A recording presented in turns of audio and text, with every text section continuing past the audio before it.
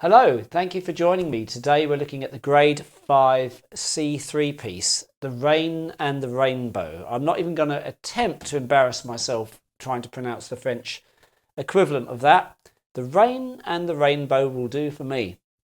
So this is by Prokofiev, who's a well-known composer.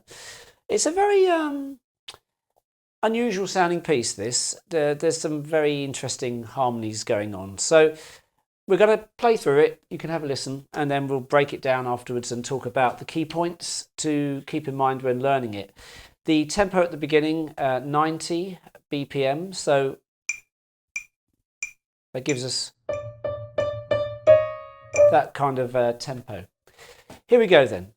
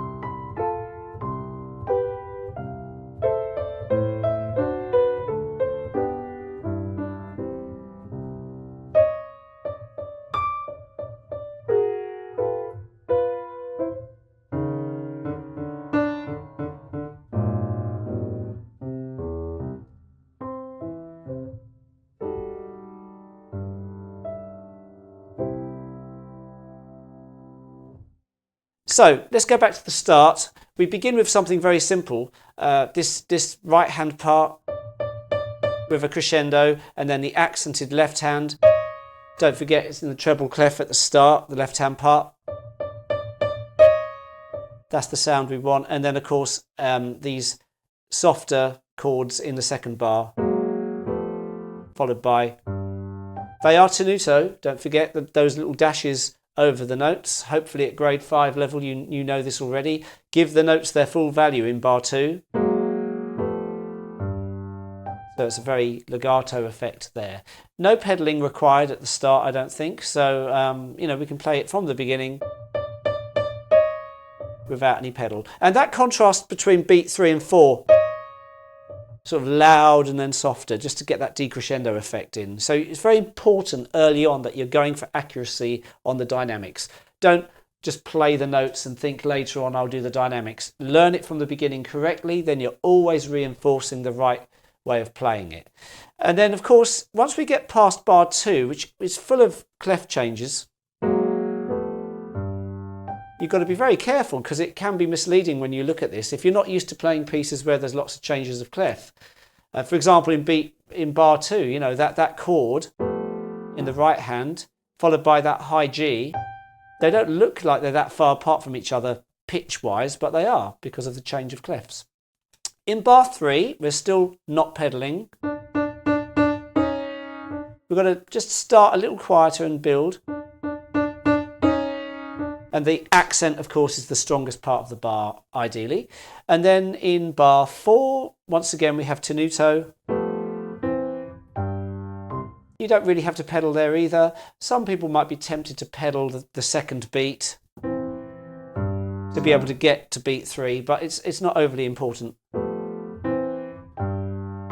Okay, so as we go into bar 5, similar rules. We're soft and we've got the tenuto dashes above the notes, so it's held for full value. And then this bit. Just be careful when you do the left hand of bar 6, that obviously it's a crotchet followed by a crotchet rest. Off. So we hear the G on its own in the right hand. I like to kind of give the G a little bit more energy and then just kind of taper off. Da, da, that sort of sound, a nice slur. Okay, and then we're carrying on from bar 7 with a crescendo coming. So don't start this too loud. Make sure it's nice and soft to begin with. And you can feel it growing in volume. That can be quite loud. But tapering off at the end. That sort of nice effect. So we've got that. We then reach a point at bar 9 where we can consider using some pedal, because the distances between the left-hand chords and bass notes are quite far.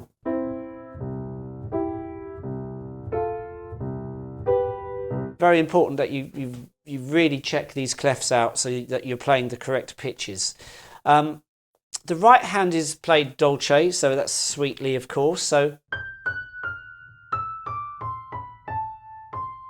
nothing complicated about that, but the difficulty is that left hand shift of pitch all the time.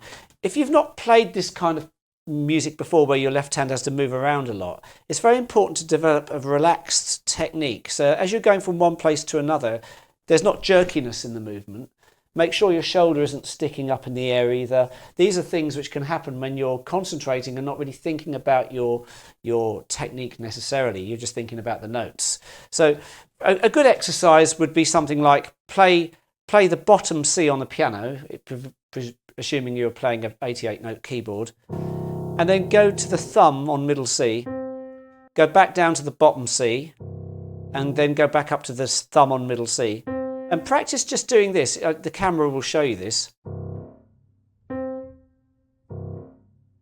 Notice as I travel, my hand is like an aeroplane coming into land somewhere. It's travelling and it lands. As it moves the other way, it goes back and it lands as it arrives. For example, it doesn't arrive and then hover. So, for example, people do this a lot. They jerk their hand quickly and then play the note. That's a bad way of playing. You need to glide. So your whole arm needs to glide. This is a critical thing to know about for any stride movement, which is what they call it when the hand is moving across. Lots of waltzes have that type of sound. Cha-cha, and ragtime. So keep this in mind, because the more relaxed your left hand is during bar 9, 10, 11, 12 and onwards, the better. Because that will filter into your nice calm sort of sound that you want there. Okay, so I'm going to play it from bar 9. You can watch from the overhead camera that shows this movement being very loose in the left hand.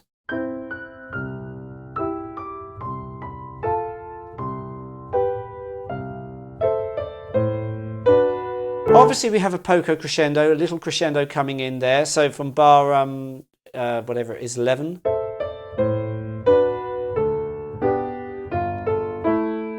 And that funny note in bar 12 is a G. In case you're wondering, that low note there, beat 2, bar 12, is a G. And then the final bit, once again, pedaling this a little bit, I think. I don't know whether I did exactly the fingering written in. I probably did a slight variation.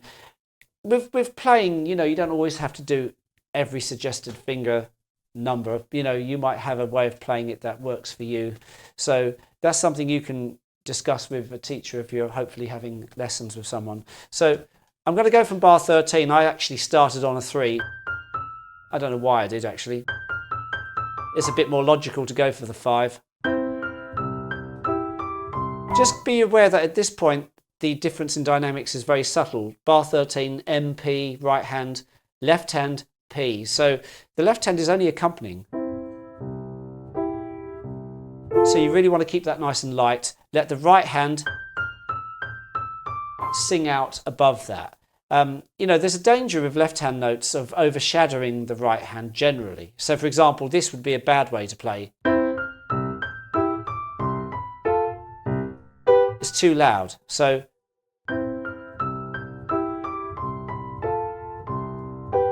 I'm really leaning into the right hand there and continuing here as well.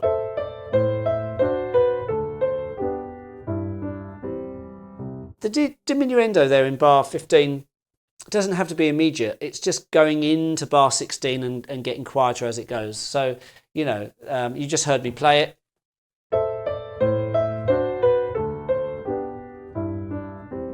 I sort of see that second bar as the main point where you can really pull back on the volume.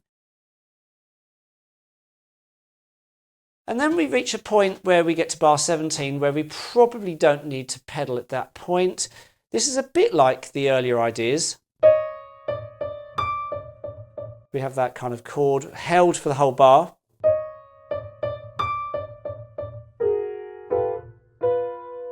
You want that nice slur effect in bar 18 to be felt. Kind of coming off, that nice effect, just really loose. And the final few bars, bar 19, left hand held down for the whole bar, remember? These accents stick out a little bit.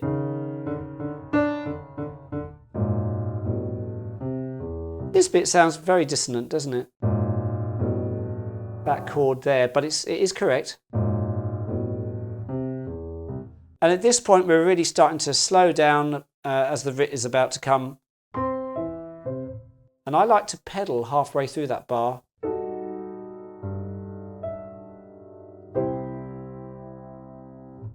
Be careful not to overdo the last chord in length. It's only written as a minim.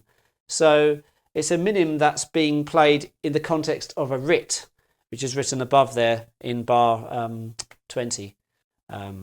21, I mean. So yeah, that last bit.